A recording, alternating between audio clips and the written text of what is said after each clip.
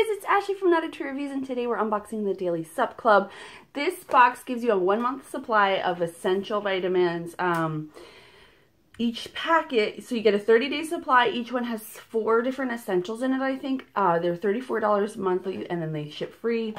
So we're just going to do a quick unboxing. There's not a whole lot in here. Oops. I mean, not a lot of different, you know what I mean. So we have, tells you all about this. Light on the pocket and the wallet. The essentials pack includes the 4 steps needed for optimal daily function. And then I am going to do a full review down below. I'll link to that. I'll also link to them so you can check them out if you're interested. They do have a rewards program, and then this tells us about the supplements. I don't want to see. Okay. Daily Supp Club. Add more daily. It's like a recyclable bag. I don't know.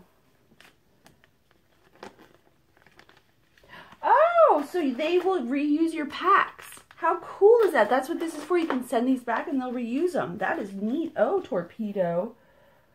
Oh, cool. After your 6th box, you send that back and then they'll recycle them.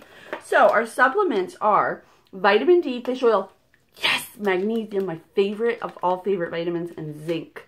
All right, so let's read our little